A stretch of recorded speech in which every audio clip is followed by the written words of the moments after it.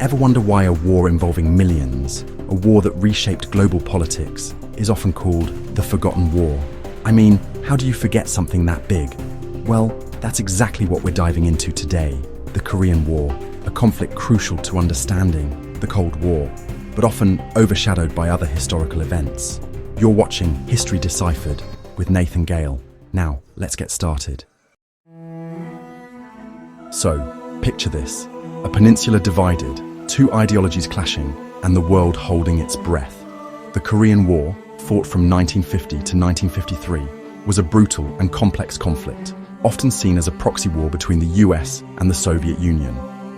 We'll explore the key players, the pivotal battles, and the lasting impact of this often overlooked conflict. From the surprise invasion to the stalemate and armistice, we'll uncover the story of the Korean War, a story that continues to shape the world we live in today. Alright, so, to really grasp the Korean War, we've got to rewind a bit, back to the end of World War II. See, in 1945, Korea, which had been under Japanese rule, was liberated, but with a catch. Instead of becoming one unified nation, it was split in two at the 38th parallel. Think of it like cutting a birthday cake right down the middle, but instead of frosting, you've got two very different ideologies. North of the 38th parallel, you had the Soviet Union setting up shop, backing a communist regime led by Kim Il-sung. South of the line, the US stepped in, supporting a more democratic government under Syngman Rhee. Now, this wasn't meant to be a permanent arrangement. It was more of a temporary holding pattern until elections could be held to unify the country. But, let's be real, with the Cold War heating up, those elections never happened. The world was splitting into two camps, the communist bloc, led by the Soviet Union, and the capitalist West, spearheaded by the US. Both sides were suspicious, both sides were stockpiling weapons, and both saw Korea as a key piece in this global chess match. It was a classic Cold War standoff, a proxy war waiting to happen, with Korea stuck right in the middle. So here's where things get real tense. It's June 25th, 1950, a seemingly ordinary Sunday. But then, bam! North Korean troops, armed to the teeth with Soviet tanks and weaponry, storm across the 38th parallel. It was a complete surprise attack, a total shock to South Korea and the US. Imagine, 1 minute everything's calm, the next you've got a full-blown invasion. South Korea's army, still relatively weak, was completely caught off guard. They put up a valiant fight, but they were simply outmatched by the North Koreans. Now the US, remember, they're committed to this whole containment policy, stopping the spread of communism. They couldn't just stand by and watch. This is where the United Nations comes into play. I know, the UN, it can feel a bit like a giant, complicated bureaucracy sometimes, but in this instance, they acted swiftly. With the US leading the charge, the UN Security Council condemns the invasion and calls for military action to defend South Korea. It's a big deal. This is the first time the UN uses its muscle like this, authorizing a multinational force to repel an aggressor. But initially, things looked pretty grim for the South. North Korean forces were pushing south rapidly, capturing Seoul, the capital, in just a few days. Think about how terrifying that must have been for the people living there. It seemed like South Korea might just get swallowed up whole. The UN forces, mostly American troops at this point, scrambled to get into the fight, but they were initially pushed back, struggling to hold the line. The world held its breath. What if this was the start of something even bigger? A new world war, perhaps?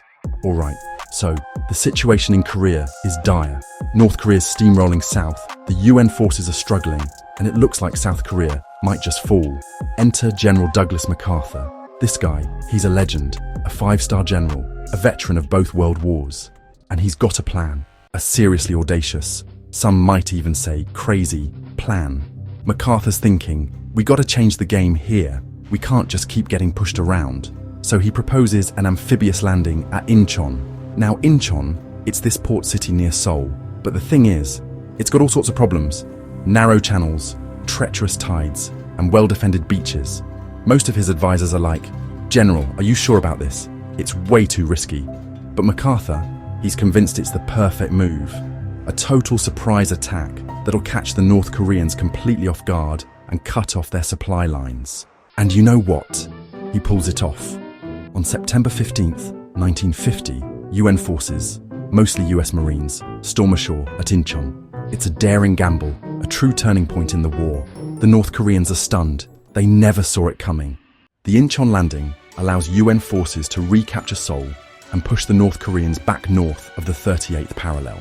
It's a huge victory, a massive morale boost for the South and the UN. MacArthur's a hero. Now, here's where things get complicated.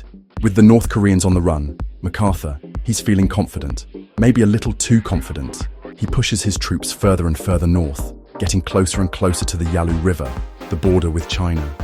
And China, they're watching. They're not happy about having UN troops camped out on their doorstep. They issue warnings. They say, hey, back off, don't come any closer. But MacArthur, he's on a roll. He's thinking, we're going to unify Korea, the whole peninsula. He kind of dismisses the Chinese warnings, thinks they're bluffing. But oh boy, were they not bluffing. So MacArthur's pushing north, seemingly unstoppable, right? He's thinking victory is just around the corner. But then, bam! October 1950, hundreds of thousands of Chinese soldiers, the People's Volunteer Army, they flood across the Yalu River. It's a game changer. They catch the UN forces, many of whom are strung out along this long supply line, totally by surprise.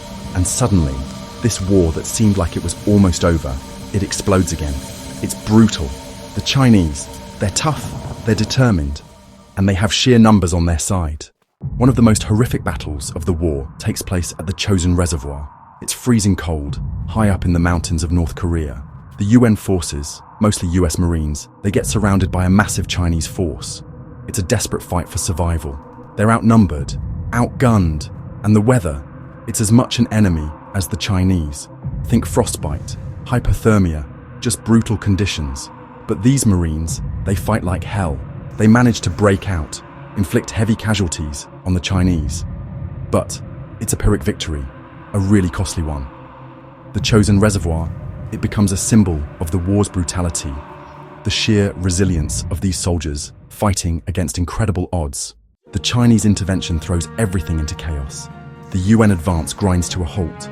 The war shifts from this mobile, back and forth fighting to something much more static, much more grim.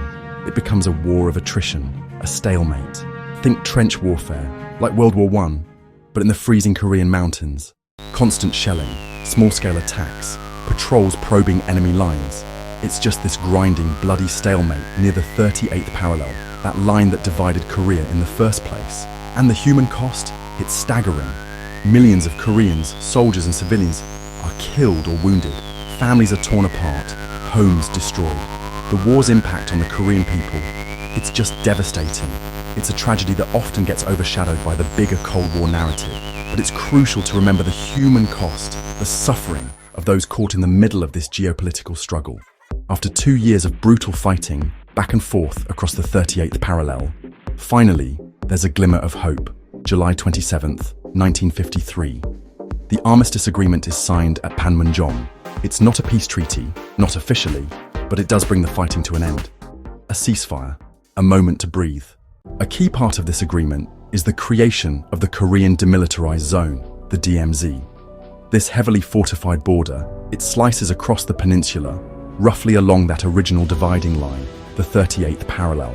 It becomes a buffer zone, meant to prevent further clashes, a physical manifestation of the war's unresolved tensions.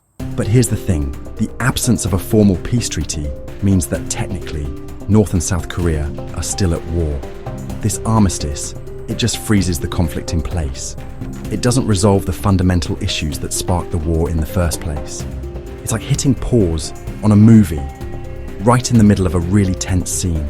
You know it's not over, you're just waiting for the action to start up again. And that's the uneasy reality that the Korean peninsula has lived with for decades. This division, it's not just a line on a map, it's a scar, a deep wound that continues to shape the lives of millions of Koreans.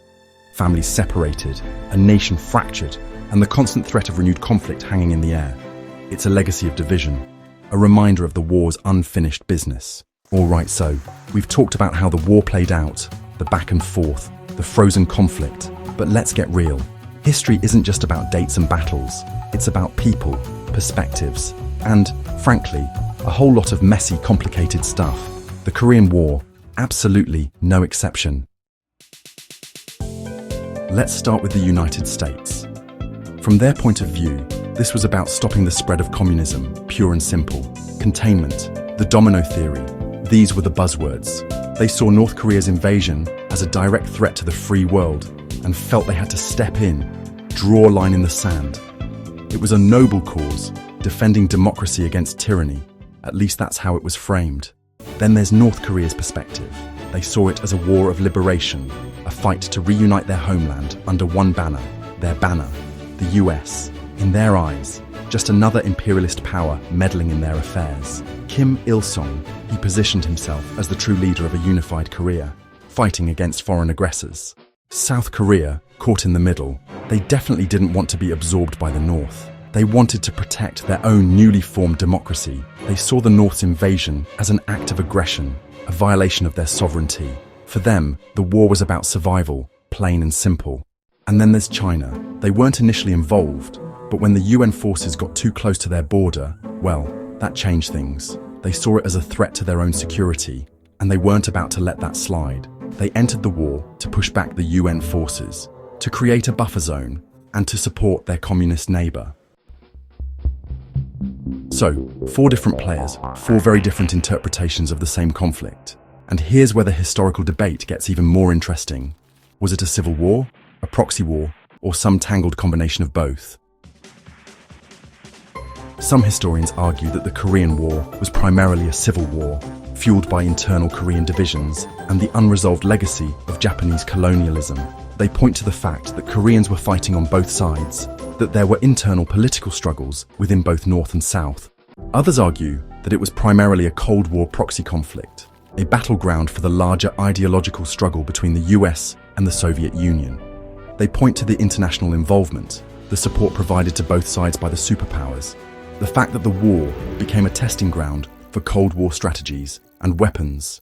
The truth, like so much of history, is probably somewhere in between. It's a mix of internal and external factors, a complex web of motivations and interests. And that's what makes it so fascinating, right? It's not a simple story with clear-cut heroes and villains. It's a story about real people caught in a global conflict, with each side fighting for what they believed in, for their own version of the truth. And that, my friends, is what history is all about. And that brings us to something really important, the often forgotten human cost of this war. Seriously, when we talk about the Cold War, Korea sometimes gets overshadowed by the bigger, flashier conflicts. But let's be real, this war was brutal. Millions of lives lost. Soldiers and civilians, North and South Koreans, Chinese, Americans, others from around the world. Families torn apart, homes destroyed, entire cities reduced to rubble. It's a tragedy that deserves to be remembered. A stark reminder of the devastating consequences of war. And here's the thing, that division, that tension, it didn't just disappear when the guns fell silent in 1953. It's more like it froze in time. The Korean Peninsula is still divided today, a constant reminder of this unresolved conflict. The DMZ, the demilitarized zone, is one of the most heavily fortified borders on the planet. It's a physical manifestation of the ongoing tension, the ever-present threat of renewed conflict. Think about that for a second. A war that started over 70 years ago still casts a shadow over the region. The Korean War shaped US foreign policy in profound ways. It solidified the commitment to containment, the idea that communism had to be stopped at all costs. It led to increased military spending, a greater US presence in East Asia, and a more assertive foreign policy overall. But it wasn't just about the US. The Korean War had global implications.